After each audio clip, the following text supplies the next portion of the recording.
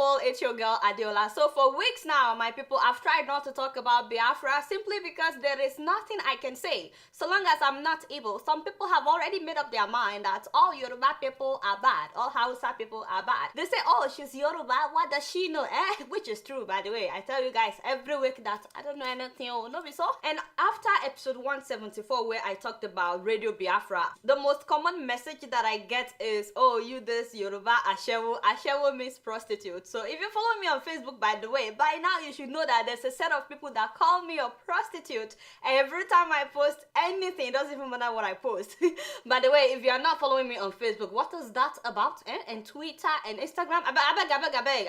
Get your act together. Let me give you 1 minute. Everybody follow Dulada. Follow Dulada. Follow Dulada to ever. Have you clicked follow? Anyway, so those people would call me a prostitute, but they keep coming back to read whatever I share on my wall. Now I get worried if I don't see their comments, because it means they are here to read what I posted and I want them to read. So when I see them write, you this Ashawo prostitute, I said yes, they read my comments. Anyway, I've tried not to talk about Biafra, but for the last several weeks, most of the emails that I've been getting has been, how come you didn't talk about Biafra? Adeola, didn't you hear that the director was arrested? Is Buhari sponsoring your show? That's why you don't talk about this. So here I am to share my opinion. But before I share my opinion, I like to say that as far as I'm concerned, there is no difference between Hausa, Igbo, and Yoruba. The only difference is language and culture, which can be learned. No one chose to be Igbo. Nobody chose to be Yoruba. Nobody before they were born said, hello, what? I want to be Igbo. When you born me, make me a Biafra. No, it just happened. You were just born in a certain area. So the accident of where you were born shouldn't be a dividing factor for Nigeria. Does that make sense? Maybe I'm not making sense. We're all human beings, that's all I'm trying to say, and we all have the same color of blood. And again, I don't think that it's right that about 3 million people were killed during the Civil War. And yes, I'm aware that people died on both sides as well. I've talked about this in episode 174, or you can just Google Adeola Biafra, it will come up. So the director of Radio Biafra, Mr. Nnamdi Kanu, was arrested in Nigeria, and thousands of people have been protesting on his behalf. In fact, there was a 1 million man march last Friday, and sad enough, people have died during the protest. Even before the 1 million man march, people have died. So yes, many people are willing to lay down their lives for this cause, for the Biafran cause, which is to secede from Nigeria and make Biafra a country. So this is what I think. And again, it's my opinion. You're entitled to yours. I don't think that Nigeria should be divided. I don't think that Nigeria should separate. However, if people want to separate, you can't force them to stay. It's a free world. So I have no problem whatsoever with the Biafran movement. But I do have a problem with the director, Nnamdi Kanu, and I have a problem with the Nigerian government. Let's talk about the Nigerian government first. First of all, I don't like how the government has handled this issue. They've not been transparent in how they've been handling Nnamdi's case. Why was he arrested? And I know that he made a lot of threats, which we'll come back to, but where is the official statement released by the Nigerian government about why he was arrested and details of his bail or court case or whatever? What exactly is going on? We don't know who is speaking for the Nigerian government on this case. All we hear is the Biafran side. We don't hear from the Nigerian government. Why the silence? Biafrans said that the man has fulfilled all conditions for bail, that the Nigerian government has refused to release him. Is this true? Nigerian government? In short, the government has not been transparent on this matter. Not only that, why are policemen killing protesters? Why? What? Like, for you? Oh, making me upset. If they break the law, arrest them. Take them to court or something. Don't shoot people for protesting. Is it not a democracy? It's a free world. People can protest anything. I can protest the fact that you guys are here to make me your first lady. Yes, because I have a lot of things to fix in Nigeria. It's like inviting another civil war. What is wrong with these people? And stop denying that you killed protesters. I've been reading some news that policemen are saying they didn't kill protesters. So that is it with the Nigerian government. Now move closer, because I have a number of issues with the director. So you understand, or maybe I should say questions, because I'm also looking for answers. Hopefully we'll dialogue instead of fighting each other, especially in that comment section. I can already see some of the comments. Chinwo, pay attention. Just listen to what I have to say first before you write that Ashewo Yoruba girl. Anyway, so my first question for Nnamdi is, as a leader, exactly what official steps have you taken? Have you written an official letter to the government that you want to secede and the government said no? Who exactly have you been corresponding with in the Nigerian government? Who said no? Who said you cannot have your own country? Because I was hoping I would see something like that before we resort to violence. But as it is, the guy is asking for guns to kill people. And I'm like, why are we talking about guns? We need guns and we need bullets. Yeah, that was him at a World Igbo conference in California. I don't understand that. If you want to divorce somebody, not be say you will go to court and file for divorce. Why guns? And why did he say that people in America are the ones to buy the guns? I heard him saying that the people in UK don't have anything. Is this true? So we need guns and we need bullets. And those of you in America will give it to us. If not those of you in America, who's going to do it? Is it those of us in Europe? We don't have anything. So those of you that live in UK, you don't have anything. It is the Igbos in America that have money. Okay, I hear you. Also, I would like to ask him why he's been instigating violence. One time like this, he said that people should start burning churches in Igbo land, churches that are owned by Yoruba people. I'm like, why the violence? And not only that, here in the US, this is what he said.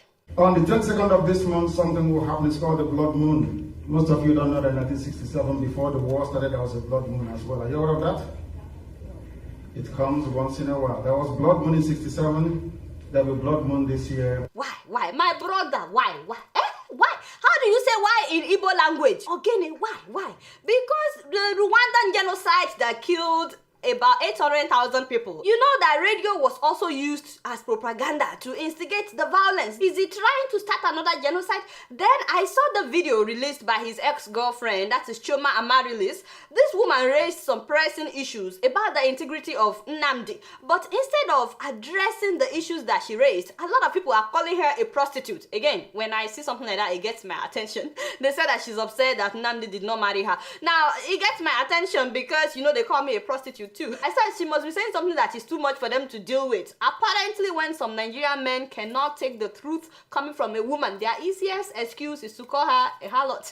I'm used to that. But if people are willing to die for this man, the director, I think it's proper to look at some of the issues raised by this woman. First of all, she said that Nnamdi is not accountable to anybody regarding the money donated to Radio Biafra. Is this true? One person is the leader, is the director, is the financial consultant, is the money holder. Let's just call it money holder. One person is in control of the money. Okay, so if that is true, I have a problem with it because I know that Radio Biafra solicits for money. On their website, they take all currencies and people are donating. In fact, I heard that there was a time that the director asked for $8 million to launch the attack against Nigeria. According to him, in 2014, he needed $8 million to start the initial whatever that needed to happen in Nigeria. So how do we know that all the money that he's been raising were used justly if there is no accountability?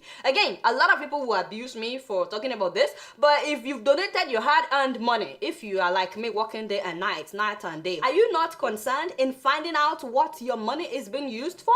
Where are the weapons that he promised to buy? Has he used this money to better the lives of people in Igbo land? Apparently, he promised to start a TV station. Where is it? Again, I'm raising these issues because I want answers.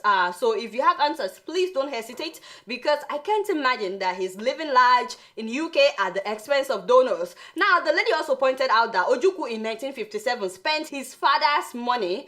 I know that he spent millions of pounds, but she said he spent like $250 million. Ojukwu spent $250 million of his parents, of his dad's money. Is this true? In 1957? Like I said though, I really don't know anything. The other thing is it true that the director, Nnamdi, is a dual citizen and he's still traveling with his Nigerian passport? Nnamdi has dual citizenship. Wait a minute. Doesn't he call Nigeria a zoo? So he's carrying the passport of a zoo? Meanwhile, some of his followers are tearing their Nigerian passport on YouTube. The country upon Nigeria, country is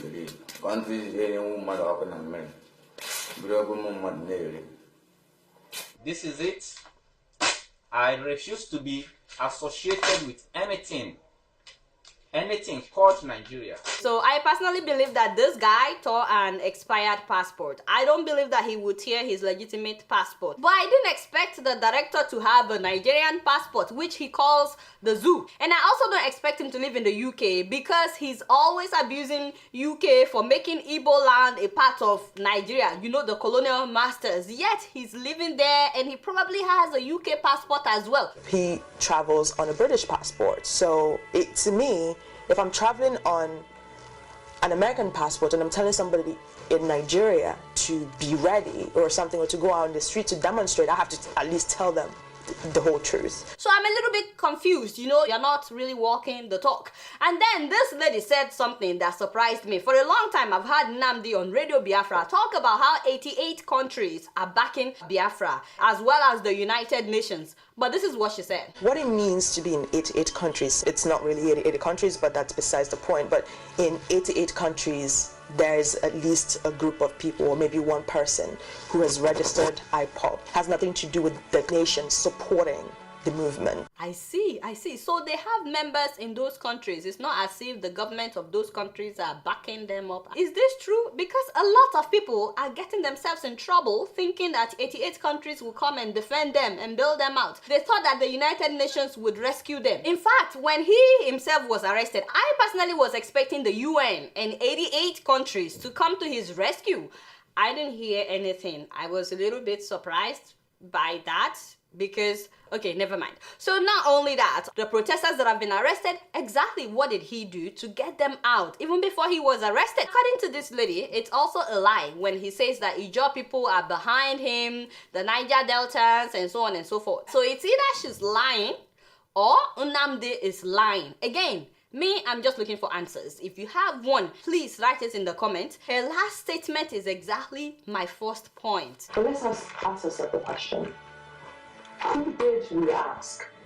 Who has IPOB or Radio Biafra contacted in the Nigerian government and said, we want to be free, and they said, you cannot be free? Yeah, exactly.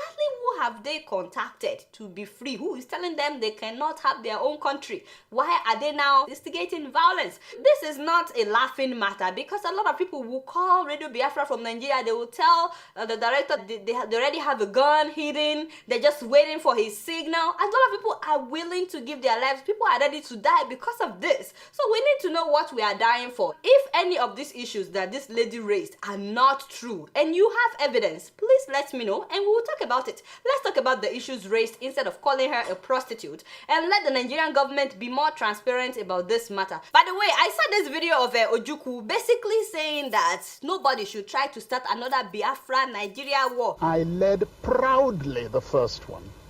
I don't think a second one is necessary. We should have learned from that first one. Otherwise, the dead would have been to no avail. I honestly don't think the man will be happy with what some people are doing now. Until then though, I want Nigeria to remain one. I want to continue to eat my unsewu and unkobi. I don't want to import it from any other country. I want to buy it from Nigeria with a Nigerian currency. Please, my Igbo people, let me continue to eat my unsewu with peace. But you guys know I don't know anything. Guess what? I'm just keeping it real.